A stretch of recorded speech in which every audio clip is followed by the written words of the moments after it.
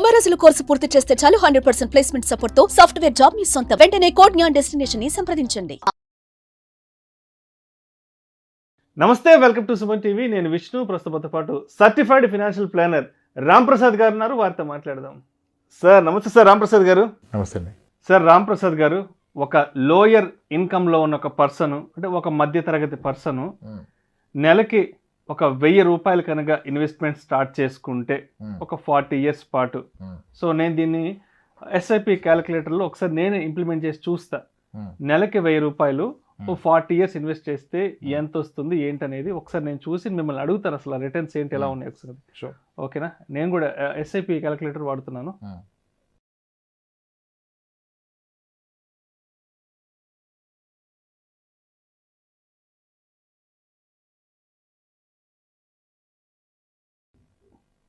Sir, ఒక lower income గ్రూప్లో ఉన్న ఒక పర్సన్, ఒక బాబు పుట్టినప్పుడు లేదంటే ఒక పాప పుట్టినప్పుడు, ఆ పాప పేరు మీదో లేదంటే ఆ బాబు పేరు మీదో నెలకు ఒక 1000 రూపాయలు ఇన్వెస్ట్ చేస్తూ పోతే, ఆ పిల్లవాడికి ఒక 25 సంవత్సరాల వయసు వచ్చాక అతనికి ఉద్యోగం వస్తుంది. అతను ఆ ఉద్యోగంలో సెటిల్ అవుతాడు.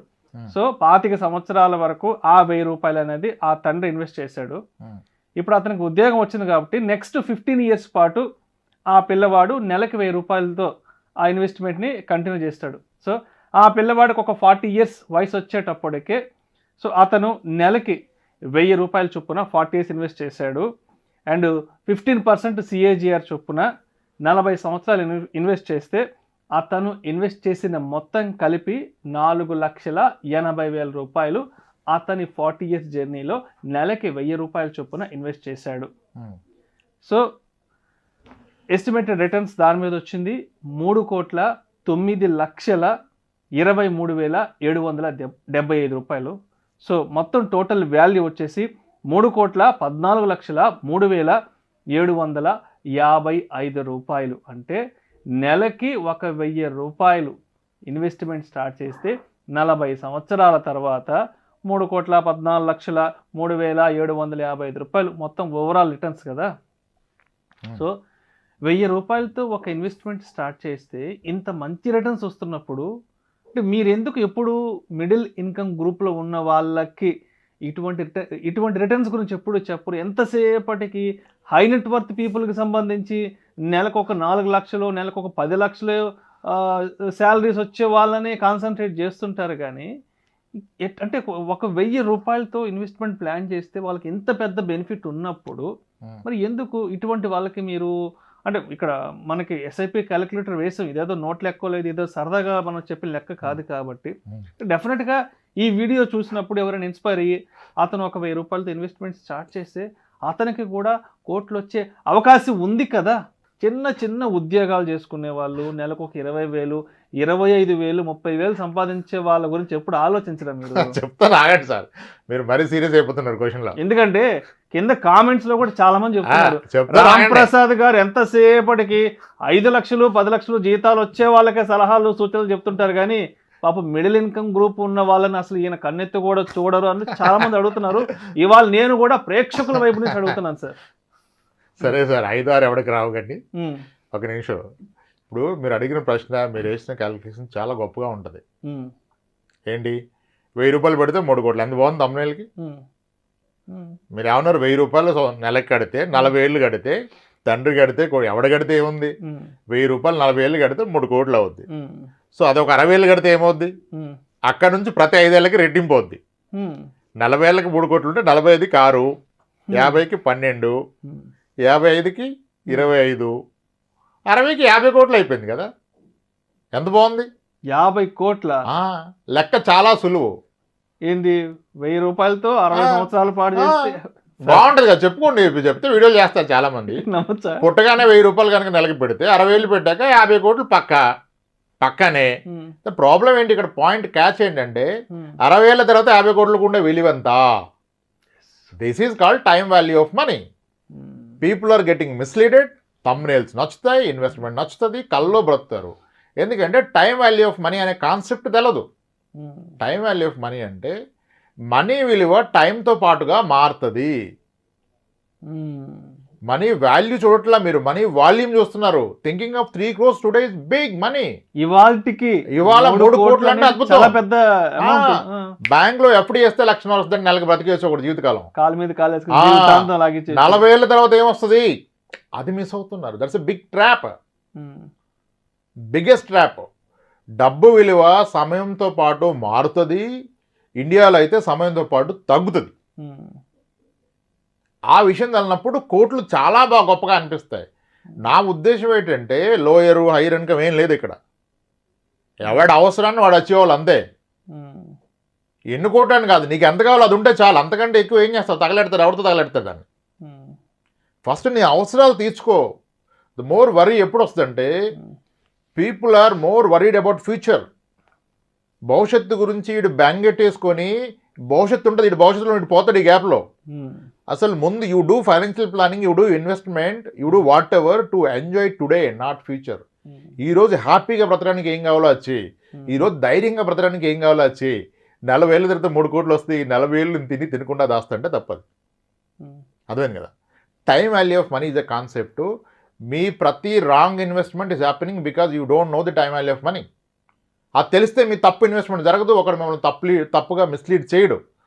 ఇప్పుడు ఈరోజు మీరు లక్షలంటే అందరు కోపాలు వచ్చేది కానీ 50,000 జీతాలు ఉన్నారా? 35 ఏళ్ల వయసులో 50,000 జీతాలు ఉన్నారా? ఉన్నారు కదా. 50,000 గొప్ప అమౌంట్ ఈరోజు, అంటే పెద్ద ఓకే, ఏదో అలా లాగేచ్చు. ఓకే, కానీ ఇదే వ్యక్తి ఈరోజు 35 ఏళ్ల వయసు ఉన్న వ్యక్తి, 50,000 రూపాయలు సంపాదిస్తున్న వ్యక్తి, అతనికి 20,000 ఉన్నప్పుడు, డిగ్రీ ఫైనల్ ఇయర్లో ఉన్నప్పుడు అతని డ్రీమ్ శాలరీ ఎంత తెలుసా? ఆడి కల్లో గొప్ప జీతం ఎంత? 50,000. 50,000 కాదు, 20,000 వస్తే అద్భుతంగా బ్రతకొచ్చు. 25,000 వస్తే ఇంకేం కావాలనుకున్నాడు. ఈరోజు 50 వస్తే ఏమర్థమైంది ఆయనకి? ఏమి అవదురా శాలరీ కాదు అని అర్థమైంది. నేను కూడా ఒక 10 years బ్యాక్ హైదరాబాద్కి వచ్చిన కొత్తల్లో ఇదే బంజారా హిల్స్ నడుచుకుని వెళ్తుంటే అనుకునేవాడిని, 50,000 జీతం గనక నాకు గాను వస్తే ఈ కనిపించే బంగ్లాల్లో, ఈ కనిపించే విల్లాల్లో ఏదో ఒక ఫ్లాట్లో నేను కూడా ఉంటానని 2010, 2011లో హైదరాబాద్కి వచ్చిన కొత్తల్లో నేను కూడా ఇమాజిన్ చేసుకునేవాడిని. బట్ ఇప్పుడు 50,000 అనేది నథింగ్ అసలు.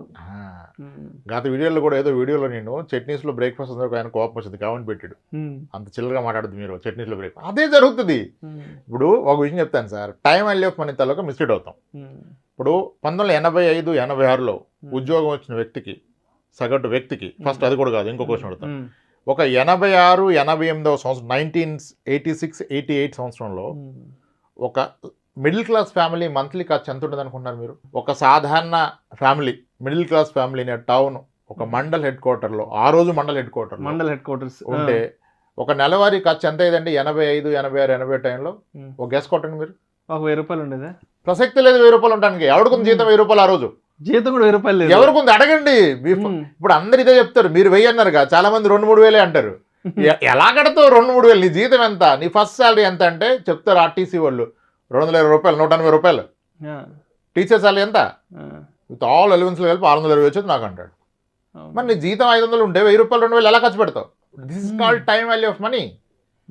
ఆ రోజు ఒక వ్యక్తి, ఒక గవర్నమెంట్ ఉద్యోగి యావరేజ్ సరాసరి జీతం 400, 500, 600. ఒక gazetted officer used to draw 1,300, 1,200, 1000 రూపాయలు. 35 years బ్యాక్, 40 years బ్యాక్ దగ్గర. Okay, 36 years, 87, 86.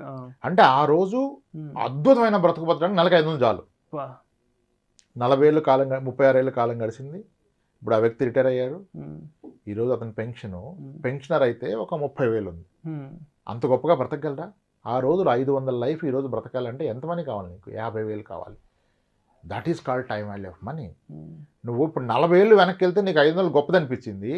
నువ్వు 40 ఏళ్ళ తర్వాత 3 కోట్లు గొప్పగా ఉంచుకుంటున్నావు. ఇప్పుడు 1,00,000 అంటే లక్షాధికారి అన్నారా 80లో? అప్పట్లో లక్షాధికారి, తర్వాత కోటీశ్వరుడు.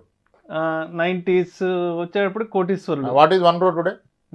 What is 1 crore today? Not even 1 crore. అసలు మరి ఇంకా మీరు 40 ఏళ్ళ తర్వాత 4 కోట్లు ఏం మాడతారు అసలు? 86లో 1,00,000 అన్నారు. ఎందుకన్నారంటే ఆ రోజు 1,00,000 ఉంటే, నీ దగ్గర 1,00,000 ఆ రోజు ఉంటే బ్యాంక్ వాడు 15% రేట్ ఆఫ్ ఇంట్రెస్ట్ ఇచ్చాడు per year. 15% per year is what? 18%, దానికి 15 కూడా 18% పర్ ఇయర్ అంటే 1,00,000 రూపాయలు బ్యాంకులో వేస్తే నెలకి 1,500 వచ్చేది.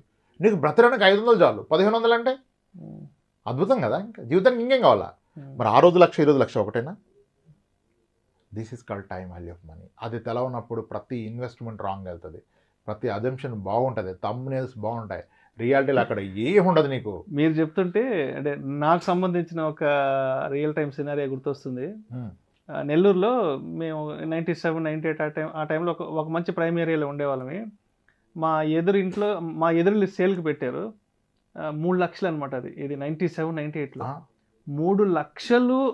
అది చెప్పాలంటేనే కాళ్ళు వణికేటి. ఎవరైనా చుట్టుపక్కల అడుగుతారు కదా, బయట సేల్ బోర్డు పెట్టిండేవాళ్ళు కదా, ఎంతండి అంటే 3 లక్షల. అమ్మో 3 లక్షల, 3 లక్షలు పెట్టి అసలు మనం ఏడ కొంటామండి, అసలు 3 లక్షలు నోట్లో ఉచ్చరించడానికి కూడా అసలు మనకి అర్హత లేదు అన్నట్లుగా ఉండేది 97, 98లో. సార్ 1994లో హైదరాబాద్లో top most builder flats are at 5 lakhs, 6 lakhs. Top most builder 3 BHK flats. So that's called time value of money. Yeah, coming to ప్రాక్టికల్గా జనాలు ఇప్పుడు కొన్ని పాలసీలు వచ్చాయి, గ్యారంటీడ్ ఇన్కమ్ పాలసీస్. మనం కూడా చేసాం ఒక వీడియో. ఓకే, ఇప్పుడు ఒక పాలసీ టిపికల్గా ఎలా ఉందంటే, మీరు ఎవ్రీ ఇయర్ 5 lakhs కట్టండి, 12 years కట్టండి, 1 year హాలిడే. అన్ని ఇన్సూరెన్స్లు ఉన్నాయి, ఒకడు ఆడిట్ అనేం లేదు. 1 year హాలిడే. నెక్స్ట్ ఇయర్ నుంచి 14th year నుంచి మీరు కట్టిన 5 lakhs ఎవ్రీ ఇయర్ మీకు ఇస్తాను ఫర్ ద నెక్స్ట్ 30 years. అక్కడి నుంచి 30 years తర్వాత మళ్ళీ మీరు ఇప్పటిదాకా కట్టిన అమౌంట్ ఇస్తా అంటే అద్భుతం కదా.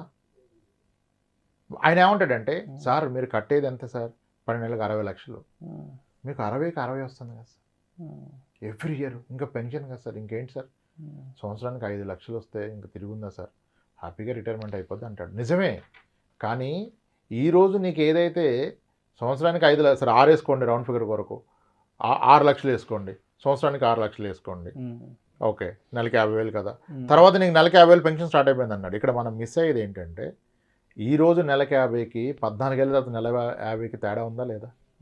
Inflation 7% is what. ఎవ్రీ 10 yearsకి రూపీ వాల్యూ సగం అయిపోద్ది. 13 ఏళ్ళ తర్వాత నీకు 50,000 ఇస్తానంటే ఈ రోజు లెక్కలో వాడు 20,000 ఇస్తున్నాడు. నెలకి 20,000కు నువ్వు బ్రతకగలుగుతావా? మీరు అనుకుంటున్నారు 50 అంటే బ్రతికి వచ్చి ఇంకేముందో ఊరు వెళ్ళిపోతే బ్రతు రేటు 20,000కి. సో అది కూడా ఏంటి, అదే కంటిన్యూ అయిపోతుంది కదా నెక్స్ట్ 30 years. నీకు 13, 14 ఏళ్ళ తర్వాత 50,000 అంటే ఈరోజు 20. మరి అదే 50 ఉంటే ఇంకో 10 ఏళ్ళు పోయాక ఈరోజు 10,000. 10,000కి బ్రతకలేం కదా. ఇది మర్చిపోయి మనం కొంటున్నాం, ట్రాప్ అవుతున్నాం. అది ఏ ఇన్వెస్ట్మెంట్ అయినా, మ్యూచువల్ ఫండ్ అయినా, ఇన్సూరెన్స్ అయినా, ఏదైనా, ఈవెన్ హెల్త్ ఇన్సూరెన్స్ అయినా అదే కదా సార్. మీరు తీసుకోండి పాలసీలు అంటే 10 లక్షలు సరిపోద్ది అంటాడు. ఈ రోజు కాదు నువ్వు తీసుకున్నది భవిష్యత్తులో 10 లక్షలు ఏ అవసరం కన్నా సరిపోద్దా? అంతే కదా. అది time value of money concept తెలుసుకుంటే, ఇప్పుడు ఈరోజు 10 లక్షలు ఉన్నా, 10 ఏళ్ళు ఆగి 10 లక్షలు ఉన్నా, ఏది కావాలి మనకి? ఈరోజు 10కి చాలా విలువ ఎక్కువ కదా. మరి 10 ఏళ్ల క్రితం 10 వేరు. This called time value of money. అందుకే నేను ఆ కోట్లు మాట్లాడటం ఇష్టం ఉండదు. అసలు నీకు అప్పుడు ఎంత కావాలో రియలైజ్ చేయి.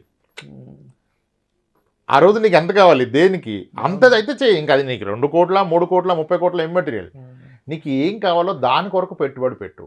నెంబర్స్ కొరకు కోట్లు అని పెట్టక, ముందు ఇవాళ వచ్చిందంతా సాటిస్ఫైగా బ్రతకాలి. భవిష్యత్తు గురించి ఏం కావాలో తెలుసుకొని అది అవ్వడానికి ఎంత కావాలో అంత పెట్టు. 1000 పెడితే 3 కోట్లు అవుతాయి, మరి 3,000 పెడితే 10 కోట్లు అయిపోయింది కదా మీరు చెప్పిన లెక్కలో. 3,000 అందరం పెట్టగలంగా, కానీ 10 కోట్లకి ఏమొస్తుంది 40,000 తర్వాత? అంతే కదా. That's the point we are missing sir. కోట్లు మాడడం బాగుంటుంది, ఇట్స్ నాట్ ట్రూ. నీకేం కావాలి అసలు? ఒక వ్యక్తికి తెలుసా 30 ఏళ్ల క్రితం, సరిగా 30 ఏళ్ల క్రితం 1994లో ఒక elite family use to spend 1,000 rupees per month. అంటే మేబీ ఎలైట్ కాకపోవచ్చు, ఒక మిడిల్ క్లాస్ ఫ్యామిలీ 1000 రూపాయల్లో అద్భుతంగా బ్రతికారు 1994లో. సరిగా 30 ఏళ్ళు గడిస్తే ఈరోజు అదే ఫ్యామిలీ అదే ఊర్లో బ్రతకాలంటే పిల్లలు సెటిల్ అయ్యాక నెలకి 30,000 అవసరం. లాజిక్ ఏంటి? 30 ఏళ్ల క్రితం నెలకు ఎంత అయిందో ఈరోజు రోజుకి అంత అవుతుంది. Exactly sir. ఆ రోజు ఎవరు ఎక్స్పెక్ట్ చేశారు? చాలా ఖచ్చితమైన మాట చెప్పారు నిజంగా. ఆ రోజు ఎవరు ఎక్స్పెక్ట్ చేశారు? ఖర్చు ఇవాళ రోజు కూడా సరిపోవట్లేదు. సరే తప్పనిసరి అయితే ఏమంటే ఇవాళ ఒక బిర్యానీ ప్యాకెట్ తెచ్చుకుంటే 1,000 రూపాయలు అయిపోయింది, రోజుకు అవుతుంది. This is what inflation is. Planning should factor all these things. My God, that is nothing but inflation. చదువు అయినా, పెళ్ళైనా, రిటైర్మెంట్ అయినా, విహారయాత్ర అయినా ఇది కదా మనం ఫ్యాక్టర్ చేయాల్సింది. అది వదిలేసి only numbers, absolute returns, double అయింది, ట్రిపుల్ అయింది, 10 రెట్లు అయింది, ఇవన్నీ ఏంటి? పిచ్చి మాటలు అవన్నీ, పిచ్చి మాటలు సార్ అవన్నీ. ఇన్ఫ్లేషన్ అనే దానికి బెస్ట్ ఎగ్జాంపుల్ ఇదే. 94లో 1000 రూపాయల ఖర్చు ఇవాళ 2024లో 30 నుంచి 50,000 రూపాయల ఖర్చు. 30,000 వేసుకోండి సార్. అంటే 30,000 అనేది ఒక చిన్న టౌన్, ఇంకొంచెం పెద్ద సిటీకి వెళ్తే ఒక 50,000. బ్రతుకుతారు హైదరాబాద్లో కూడా 30,000కి. కానీ ఆ రోజు నెలకి 1000, ఈ రోజు రోజుకి 1000. ఇది ఇన్ఫ్లేషన్. ప్రతి 30 ఏళ్ళకి మీ ఖర్చులు కనీసం 30 రెట్లు పెరుగుతుంది. అది ఊహించుకోకుండా 40 ఏళ్ళకి 4 కోట్లు అంటే ఏంటి అది? What is it? It's a trap, big trap. Don't go by figures, numbers, జీరోస్లో ఏమి లేదు వాల్యూ. మనకి ఎప్పుడు కావాలి, ఎంత కావాలి, ఈ డెడికేషన్కి ఎంత అవుద్ది. ఈరోజు 30 లక్షలు, లేదు 10 లక్షలు, మరి 10 ఏళ్ళ తర్వాత 20 లక్షలు, 20 ఏళ్ళ తర్వాత 40కి ఏం కావాలి వచ్చి నువ్వు. అది నీకు 20 ఏళ్ళకే కావాలి. ఇటు పుట్టాడుగా 18 ఏళ్ళకే కావాలి కదా ఆడికి. నువ్వెందుకు 40 ఏళ్ళకి మాడుతున్నావు? 40 ఏళ్ళకి ఆర్డర్ చేసుకుంటాడు. ఆడికి సరిగ్గా చదివిస్తే ఆడు దాన్ని చాలా సంపాదిస్తాడు. That's the point. అది మిస్ అవుతాం. లెంది అయిపోద్ది మన వీడియో. కానీ థ్యాంక్ యూ సార్. అది అందుకనే మనం కోట్లు మాట్లాడడం. Right sir. Thank you so much Ramprasad గారు. మొత్తానికి ఆడియన్స్ అడుగుతున్నట్టు, ఎందుకు రాంప్రసాద్ గారు ఎక్కువ హై నెట్ వర్త్ పీపుల్ని, అంటే వాళ్ళకే సలహాలు సూచనలు ఇస్తుంటాడు, మిడిల్ ఇన్కమ్ గ్రూప్ వాళ్ళకి ఎందుకు పెద్దగా ఆయన పట్టించుకోరు అనే ఆస్పెక్ట్లో audience point of view, audience వైపు నుంచి నేను ఈ క్వశ్చన్ అడగడం జరిగింది. చాలా చక్కగా మీ విశ్లేషణ తెలియజేశారు. Thank you so much sir. Right sir. Suman టీవీలో మీ పర్సనల్ అండ్ బిజినెస్ ప్రమోషన్స్ కోసం కింది నెంబర్కి కాంటాక్ట్ చేయండి.